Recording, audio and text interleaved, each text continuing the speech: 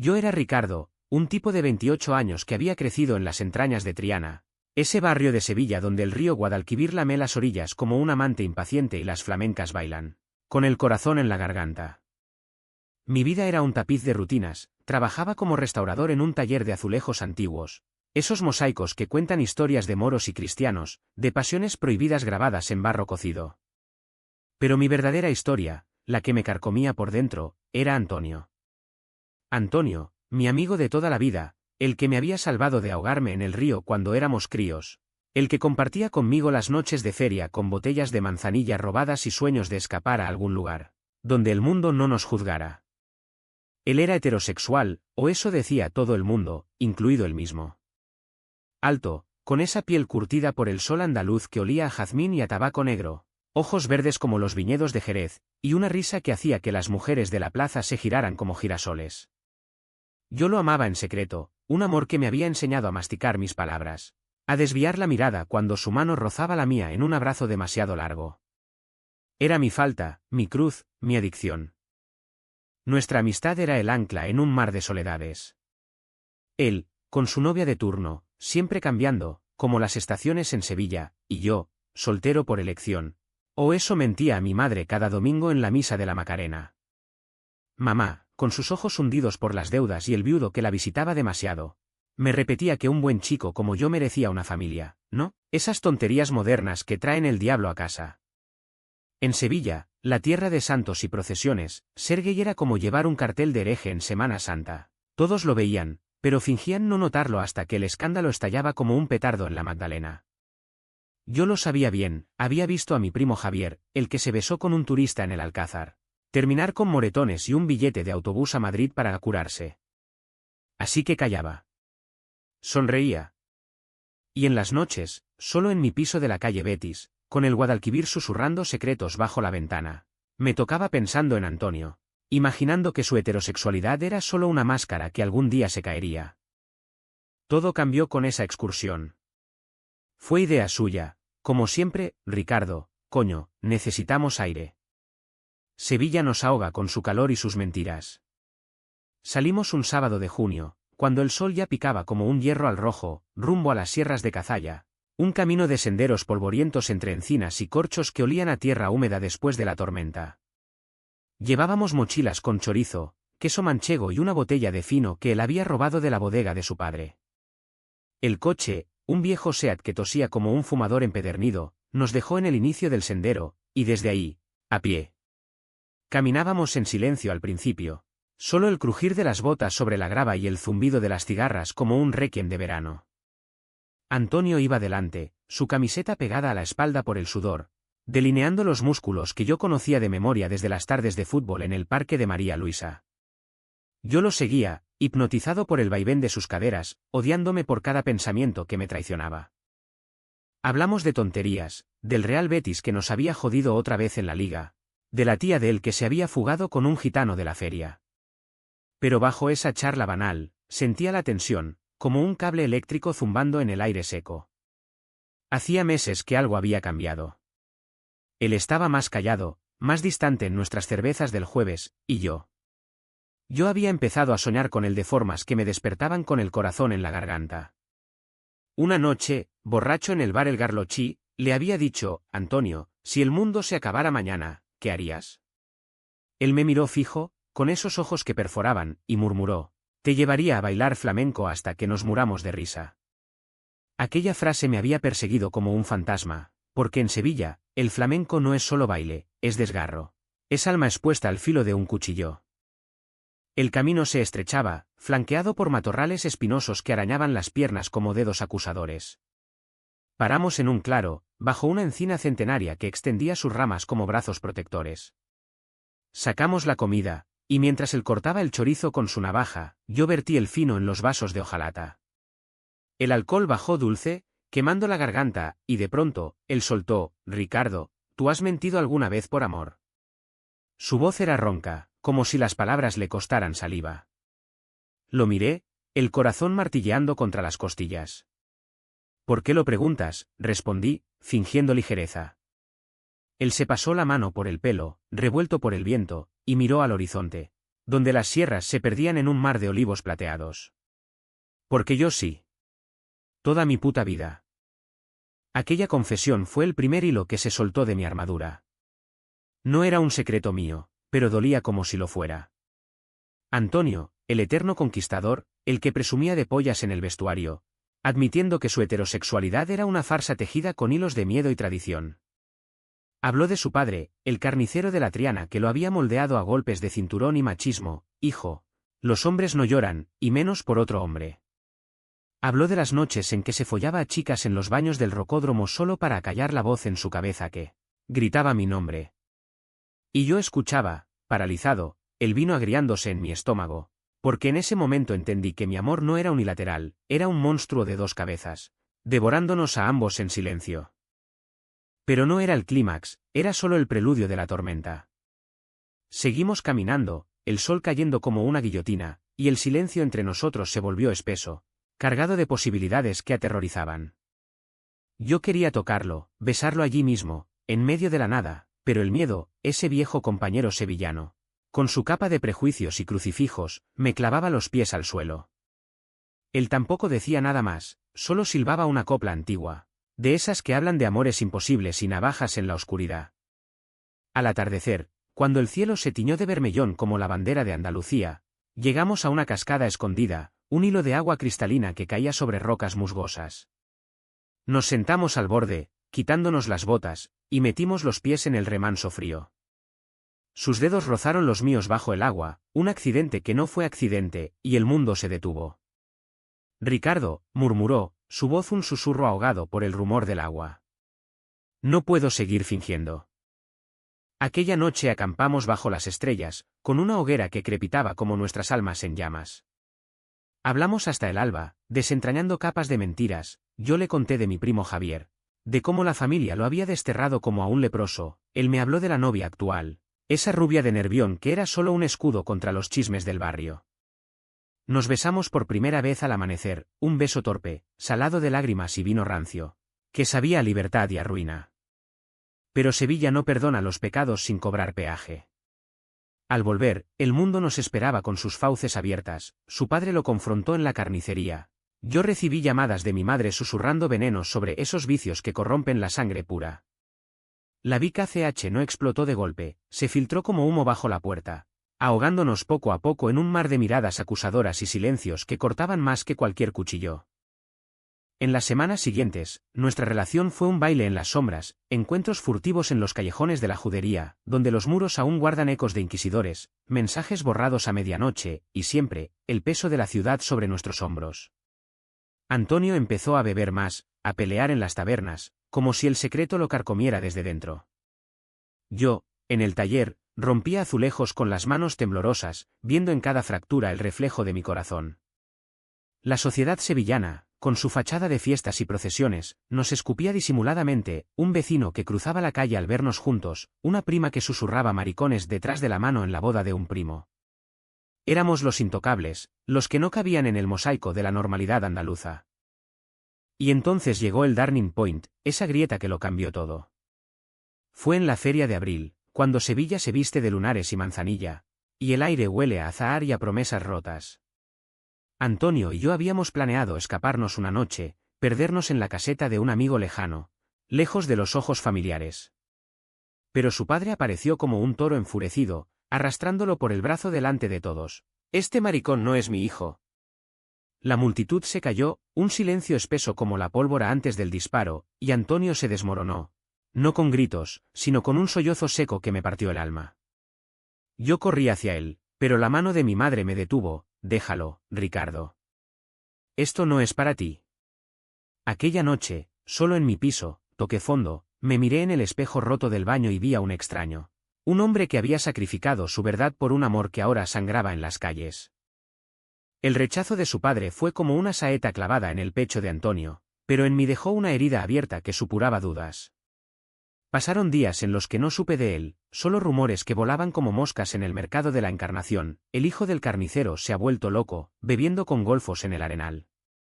Yo trabajaba mecánicamente, restaurando azulejos que representaban escenas de paraíso perdido, jardines alambreños con fuentes eternas, pero mi mente estaba en el infierno personal. Cada noche, el Guadalquivir lamía mi ventana como un recordatorio, el río arrastra secretos, pero también cadáveres. Me preguntaba si nuestro amor era uno de esos, flotando a la deriva, pudriéndose bajo el sol. Finalmente, lo encontré en un bar cutre de las Setas, ese parasol metálico que cubre la plaza como una mano gigante, protegiendo vicios de la luz del día. Estaba encorvado sobre una caña de cerveza, los ojos inyectados en sangre, la barba de 3 días como un mapa de batallas perdidas. Antonio, susurré al sentarme a su lado, mi voz temblando como una hoja en la brisa del Betis. Él levantó la vista, y en ese instante vi el abismo, no era solo dolor, era rendición. Ricardo, vete. Esto no es para ti. Mi padre tiene razón, soy una vergüenza. Sus palabras me golpearon como un latigazo, pero me quedé, porque huir habría sido traicionarme a mí mismo. Le conté de mi propia familia, de cómo mamá había quemado una foto mía de niño después de oír los chismes, murmurando oraciones a la Virgen de la Esperanza. Somos veneno el uno para el otro, dijo él, pero su mano buscó la mía bajo la barra, un gesto desesperado que contradecía cada sílaba. Desde esa noche, nuestra relación se convirtió en un ciclo de euforia y abismo. Nos veíamos en rincones olvidados, el sótano de la iglesia abandonada en San Vicente, donde el olor a incienso viejo se mezclaba con nuestro sudor, o en el cementerio de San Fernando, entre lápidas que susurraban historias de amores truncados por la guerra civil. Allí, bajo la luna que pintaba todo de plata fría, nos entregábamos con una ferocidad que rayaba en la violencia, mordidas que dejaban marcas, uñas que arañaban como si quisiéramos grabarnos en la piel del otro. Era sexo como catarsis, como forma de gritar lo que las palabras no podían.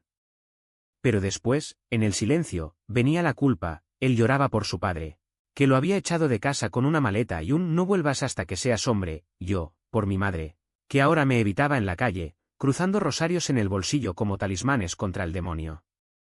La presión se acumulaba como nubes de tormenta sobre la Giralda. En el taller, mi jefe, un viejo falangista con bigote de mosquetero, empezó a soltar indirectas: Ricardo, no me gustan los vicios que distraen las manos. Sevilla es católica, ¿recuerdas? Perdió clientes, murmuraban, porque ese chico anda con aires raros. Antonio, desempleado tras la bronca familiar, se hundía en deudas, pidiendo prestado a usureros del barrio que olían a rencor. Nuestras peleas eran inevitables, ¿por qué no lo enfrentas, coño?, le gritaba yo en un callejón húmedo. ¿Por qué si lo pierdo todo por ti, qué me queda? Sus palabras eran dagas, pero las mías no eran mejores, entonces déjame ir, no seas cobarde. Y siempre terminábamos abrazados, oliendo a cerveza y lágrimas, prometiendo que huiríamos a Barcelona, a un lugar donde los gays no fueran anomalías en el tapiz social. Pero el destino sevillano es caprichoso como una saeta en Corpus Christi.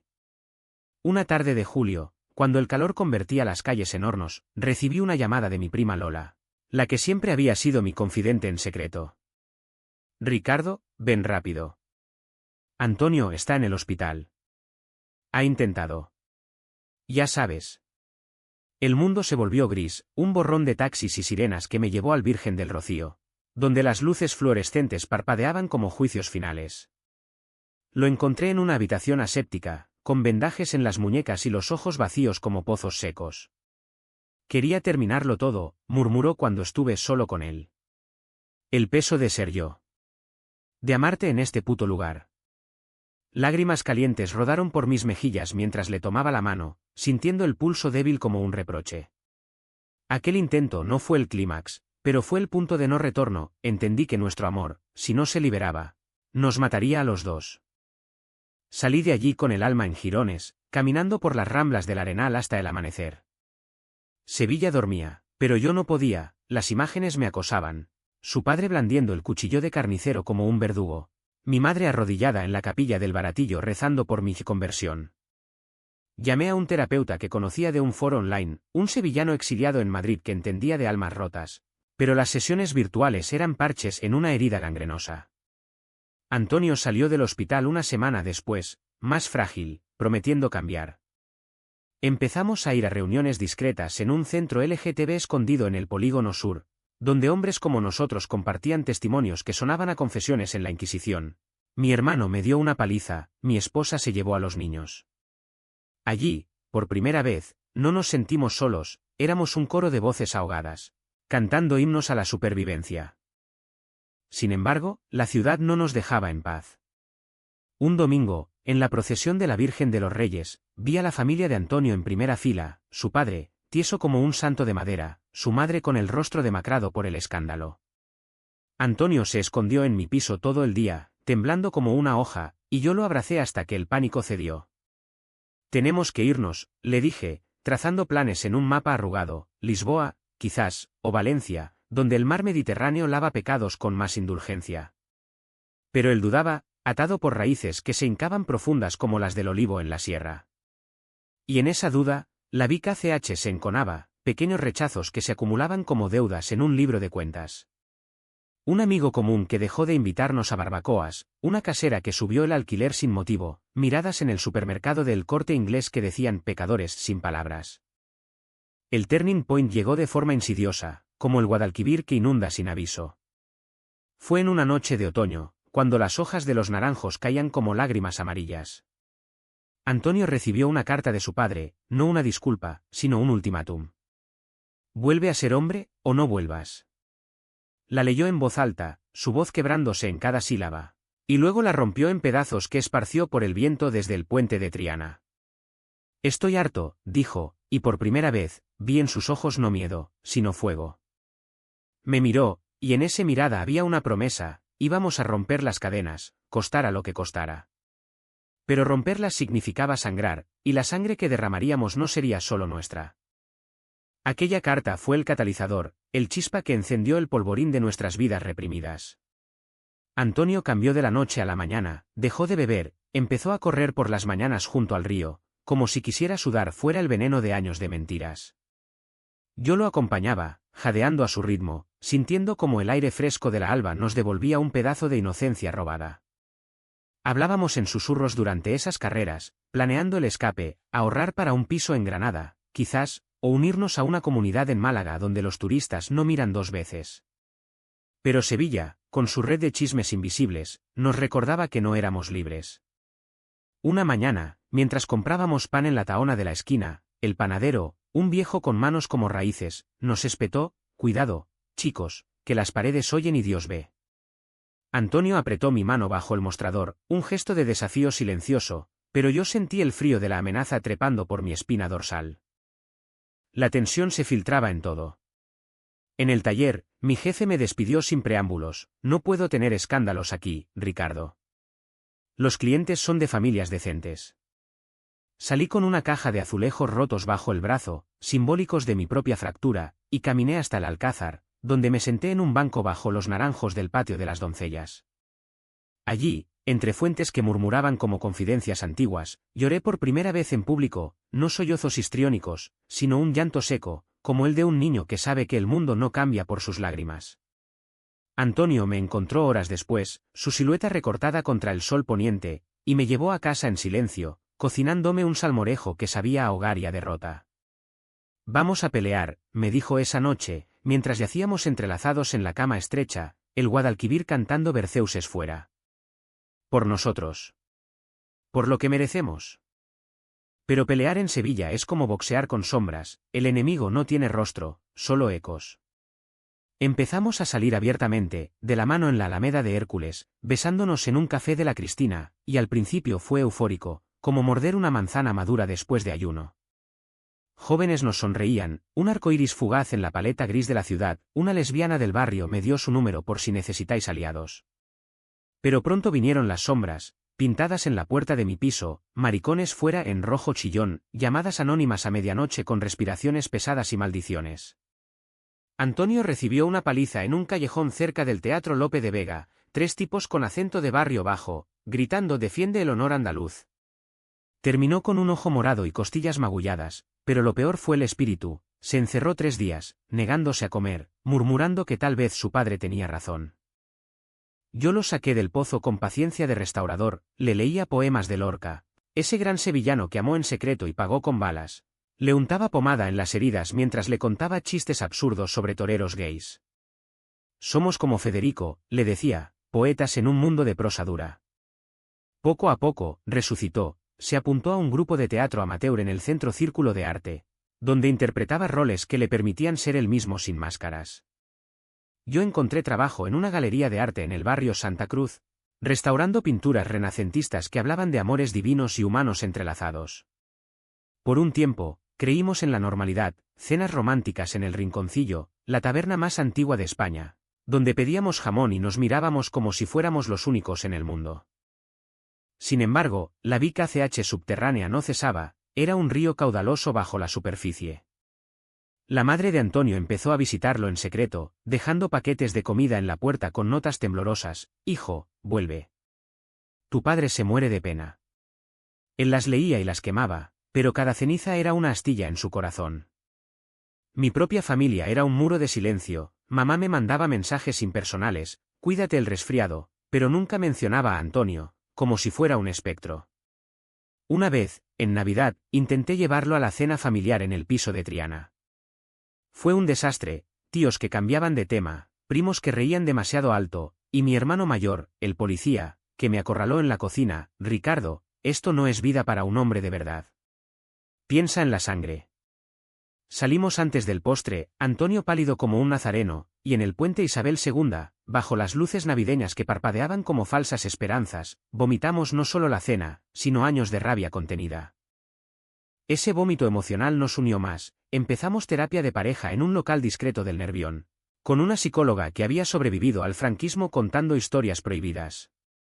Nos enseñó a nombrar el dolor, homofobia internalizada, trauma generacional, y por primera vez, sentimos que no éramos locos, sino víctimas de un sistema que masticaba disidencias como olivas amargas. Pero el precio era alto. Antonio perdió a su mejor amigo de la infancia, que lo llamó traidor por teléfono. Yo, a una tía que me legaba su casa en el campo, revocada por comportamiento inmoral. Vivíamos en la cuerda floja, amándonos con una intensidad que rozaba la desesperación. Sexo que era guerra y paz, risas que eran bálsamo para heridas frescas. El clímax se gestó en silencio, como una tormenta que se acumula en las sierras. Fue en febrero, durante el carnaval, cuando Sevilla se disfraza para exorcizar demonios. Antonio y yo fuimos de amantes griegos, él de Aquiles, yo de Patroclo, un guiño irónico a tragedias antiguas. Bailamos en las calles, entre chirigotas que cantaban sátiras políticas, sintiéndonos invencibles bajo las máscaras. Pero al amanecer, en la Plaza de España, ese palacio de ladrillos que evoca glorias imperiales, su padre apareció. No solo él, traía a dos primos fornidos, como matones de película de los 70. «Ven aquí, degenerado», rugió, y el puño voló antes de que pudiéramos reaccionar. Antonio cayó, sangre en la boca, y yo me lancé encima, gritando como un poseso: «Déjalo, cabrón. Es tu hijo, no tu propiedad». La pelea fue breve y brutal, puñetazos que silbaban en el aire confeti, gritos que atraían curiosos disfrazados. Un policía, mi hermano, ironía cruel, nos separó, esposando a los agresores pero mirándome con lástima. «Ricardo, esto es familia. Métete en tus asuntos». Antonio se levantó, escupiendo sangre en el puente de los barquitos, y en sus ojos vino derrota, sino resolución. «Se acabó», murmuró, limpiándose la boca con el dorso de la mano. «Hablo con él. Ahora». Y antes de que pudiera detenerlo, se alejó hacia la figura encorvada de su padre, bajo el cielo que clareaba como una promesa rota. El enfrentamiento en la Plaza de España no fue el fin, sino el umbral hacia el abismo. Antonio caminó hacia su padre con pasos medidos, como un torero midiendo al toro, el disfraz de Aquiles rasgado y manchado de sangre. Yo me quedé atrás, rodeado de mirones que susurraban escándalo, como una oración profana, el corazón latiéndome en los oídos como tambores de Semana Santa. El viejo carnicero, con su chaqueta de cuero agrietada y el rostro surcado por arrugas de ira contenida, lo miró como si fuera un extraño: «Hijo, esto termina hoy. Vuelve a casa y olvida a ese». Pero Antonio lo cortó, su voz firme por primera vez en meses: «No, padre. El que olvida eres tú. Me has criado para ser hombre, pero me has castrado el alma». Las palabras colgaban en el aire, pesadas como incienso, y el silencio que siguió fue ensordecedor. Su padre levantó la mano, no para golpear, sino en un gesto de súplica rota: «Por la Virgen, Antonio, ¿qué he hecho mal?». Y allí, bajo la luna carnestolenda que iluminaba los canales de la plaza como venas plateadas, Antonio lo dijo todo: el amor reprimido, las noches de fingir, el intento de suicidio que había sido el grito final de un alma ahogada. Yo observaba desde lejos, lágrimas quemándome los ojos, sintiendo cada palabra como un eco de mis propias confesiones no dichas. El padre se derrumbó contra un banco, no con furia, sino con un sollozo gutural que parecía salir de las profundidades de la tierra andaluza. Los primos se alejaron, avergonzados, y mi hermano el policía me soltó el brazo con un murmullo: «Déjalos, Ricardo. A veces, la familia se rompe para soldarse mejor». Pero yo sabía que las soldaduras dejan cicatrices, y las de Antonio ya eran un mapa en su espalda. Al final, el viejo extendió una mano temblorosa: «Hijo.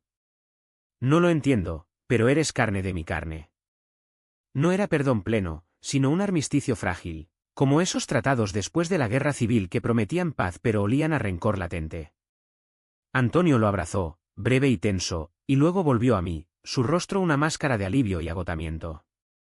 «Vamos a casa», dijo, y en ese casa oí el futuro que anhelábamos, no un lugar, sino un estado de ser. Los días siguientes fueron un torbellino de emociones crudas. Su padre empezó a visitarlo, primero con excusas de dejar herramientas, luego con conversaciones torpes sobre fútbol y el tiempo, un puente tambaleante sobre el abismo. Mi madre, enterada por los chismes inevitables de Triana, me llamó una tarde lluviosa: «Ricardo, ven a comer. Trae a tu amigo». Fue su forma de ceder, envuelta en pragmatismo sevillano, no entendía, pero amaba lo suficiente para intentarlo. La cena fue un ritual incómodo, gazpacho frío como las miradas iniciales, cordero asado que se atascaba en gargantas tensas, y Antonio contando anécdotas de la infancia para romper el hielo. Mamá lo miró al final, sus ojos húmedos: «Si te hace feliz, hijo, que Dios lo bendiga».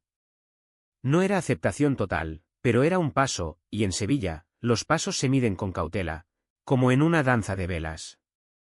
Sin embargo, el clímax no se resuelve en cenas familiares, late en lo íntimo, en las grietas del alma. Una semana después, Antonio y yo volvimos a la Sierra de Cazalla, al mismo sendero donde todo había empezado. No era excursión romántica, sino exorcismo. Llevábamos una botella de fino y la carta quemada de su padre, ahora solo cenizas en una lata. Caminamos en silencio, el sol de primavera calentando la tierra que olía a romero y promesas nuevas. En el claro de la encina, nos sentamos, y él sacó un cuaderno arrugado: «Quiero escribir nuestra historia, Ricardo. No para publicarla, sino para recordarnos que sobrevivimos». Leí sus palabras, torpes, honestas, llenas de imágenes de ríos traicioneros y amores que queman como el sol andaluz, y lloré, no de tristeza, sino de una catarsis que me dejó hueco y pleno a la vez. Pero el verdadero clímax estalló esa noche, de regreso en Sevilla. Habíamos invitado a amigos del grupo LGTB, una docena de almas valientes, desde un profesor de literatura hasta una drag queen del Arenal, a una cena en nuestro piso. Era celebración, nuestro primer aniversario desde la confesión, marcado con velas y un pastel de la pastelería La Campana. Reímos, bailamos sevillanas adaptadas con toques queer, y por un momento, el mundo fuera dejó de importar. Hasta que sonó el timbre. Era su padre, solo, con una caja de herramientas como pretexto, pero los ojos traicionaban. Había oído los rumores de la fiesta de invertidos y venía a salvar a su hijo. Entró, tieso, y el aire se espesó como miel quemada. La drag queen, con peluca rubia y labios rojos, le ofreció un vaso de tinto: «Bienvenido al circo, señor».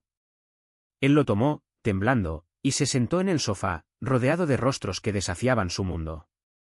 Antonio se arrodilló frente a él, no en súplica, sino en igualdad: «Padre, esta es mi familia ahora. La que elegí. Si no puedes aceptarla, vete». El silencio fue un vacío cósmico, roto solo por el tic-tac de un reloj antiguo. El viejo miró alrededor, a las parejas entrelazadas, a las risas que fluían libres, y algo se quebró en él. «Hijo», dijo, voz ronca como grava, «yo lo intentaré. Por ti». Lágrimas rodaron por sus mejillas curtidas, y Antonio lo abrazó, un abrazo que duró minutos, cargado de perdón no dicho y promesas implícitas. La habitación estalló en aplausos suaves, y en ese instante, sentí el clímax, no una explosión de drama, sino una implosión de muros derrumbados. Nuestro amor, antes secreto y asfixiante, respiraba al fin, iluminado por la luz tenue de una bombilla sevillana. Pero los clímax dejan resaca. Al día siguiente, exhaustos, caminamos por el parque de María Luisa, donde los pavos reales graznaban como jueces antiguos. Lo hicimos, murmuró Antonio, su mano en la mía sin miedo. Yo asentí, pero en el fondo sabía que la batalla no acababa, era cíclica, como las procesiones eternas de esta ciudad. Su padre empezó terapia, un viejo terco aprendiendo vocablos nuevos, y mi madre nos invitó a misa, sentándose entre nosotros como un puente humano.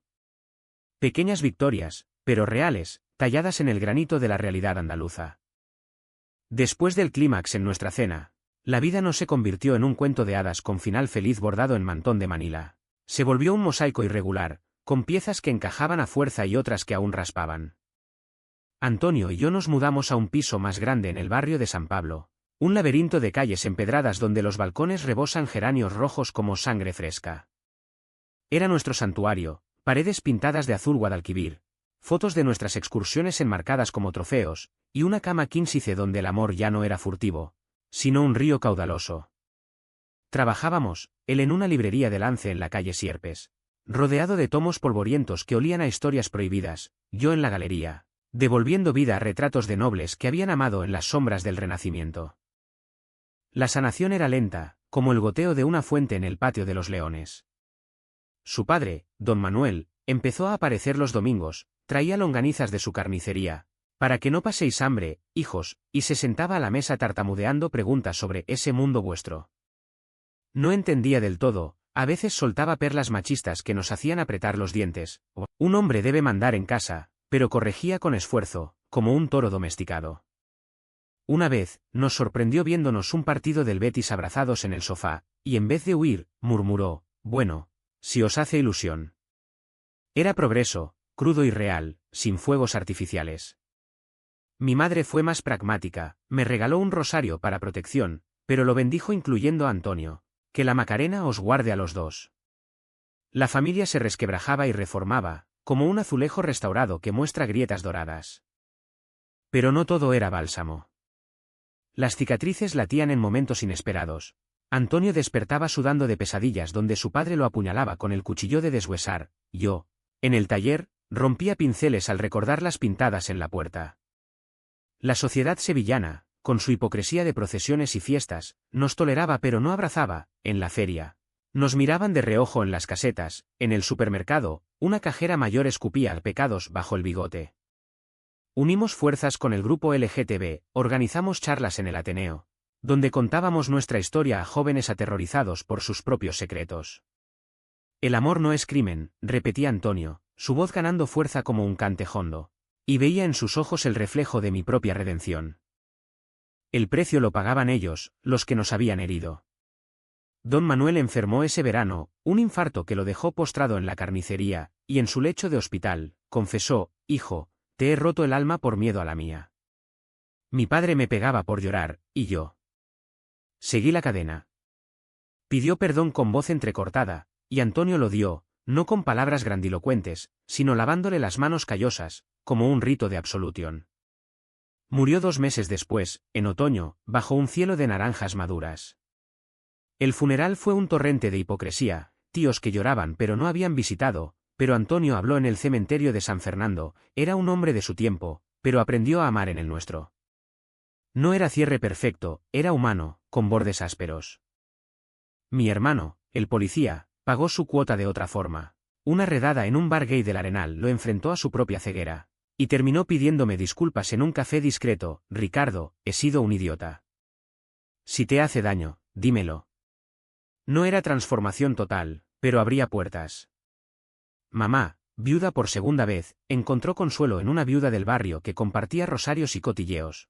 Su soledad nos unió más, recordándonos que el amor, en todas sus formas, es antídoto contra el vacío. Nosotros, meanwhile, florecíamos en lo cotidiano, mañanas de café en la cama, con el aroma a torrijas flotando desde la cocina, tardes paseando por el Guadalquivir, donde el agua ahora parecía aliada, no verdugo. Viajamos a Córdoba, a las ruinas romanas donde el amor de Safo aún susurraba en las columnas, y allí, bajo un arco de herradura, Antonio me propuso, no con anillo, eso es para Strats, sino con una navaja grabada, Ricardo, serás mi compañero en esta locura sevillana.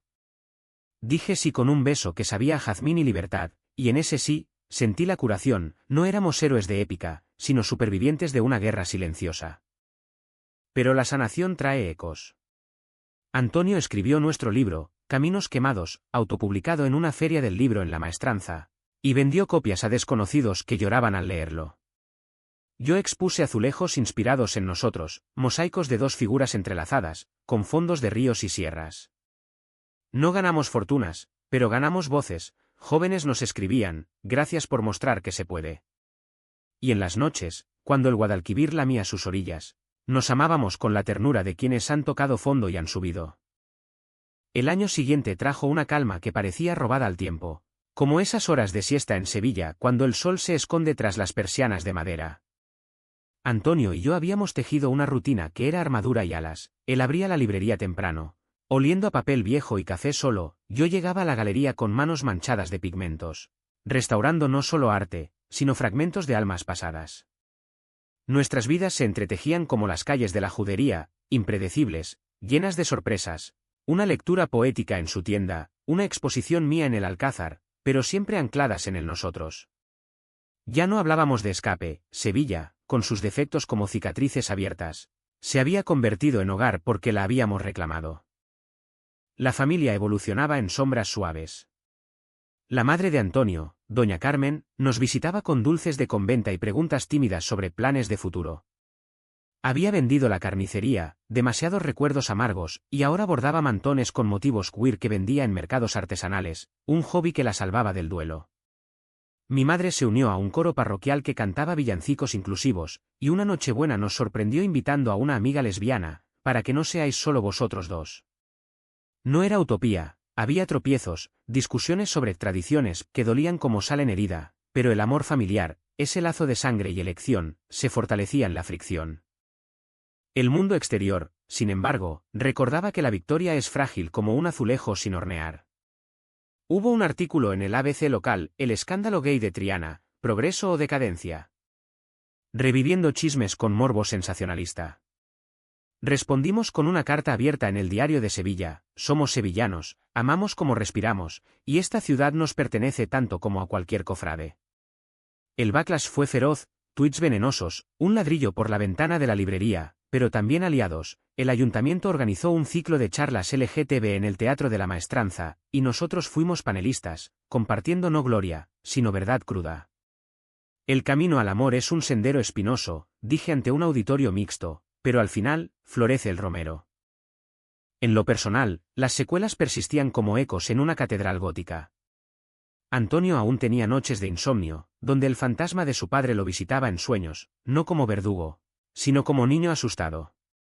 Yo combatía mis demonios con lienzos, pintaba autorretratos donde mi rostro se fundía con el de él, bajo cielos de tormenta que clareaban al alba. Viajamos a la sierra cada equinoccio, ritual de renovación, acampábamos bajo la encina testigo, bebiendo fino y contando estrellas como promesas. Allí, en la quietud, hacíamos el amor con la lentitud de quienes saben que el tiempo es prestado, susurros de «te quiero» que se mezclaban con el viento en las encinas. Un día de primavera, durante la romería del Rocío, nos unimos a la peregrinación no como penitentes, sino como peregrinos de nuestro propio credo. Cabalgamos en un carro prestado, entre rocieros con túnicas blancas, y cuando la Virgen apareció en el horizonte, esa figura de madera que llora promesas, Antonio me tomó la mano: «Mira, Ricardo, ella nos bendice a su manera». No era blasfemia, era reconciliación con la fe que nos había herido y ahora, tal vez, sanaba. Bailamos sevillanas esa noche en la aldea, sudorosos y libres, y en el fuego de la hoguera vi nuestro futuro, no exento de tormentas, pero iluminado por la certeza de estar juntos. El final no es un punto, es un suspenso, como el río que fluye eterno. Hoy, 2 años después, camino por el Betis con Antonio a mi lado, el Guadalquivir brillando bajo el sol de mediodía. Hablamos de adoptar un perro, uno feo, como nosotros, de abrir una galería libro conjunta en la calle Cuna. La ciudad bulle a nuestro alrededor, turistas riendo, vendedores de castañas asadas, el eco de una guitarra flamenca que desgarra el alma. ¿Somos felices? No del todo, la felicidad es un pájaro esquivo en Andalucía. Pero somos enteros, tallados por el fuego, y en cada paso oigo la pregunta que nos salvó: ¿valió la pena el camino? Sí, porque al final, las verdades reveladas no queman, iluminan. Y si alguien pregunta por el precio del amor en Sevilla, le diré, es alto. Pero el sabor de la libertad sabe a manzanilla fría en labios sedientos. ¿Elegirías otro sendero? Yo no. Este es el nuestro, polvoriento y eterno.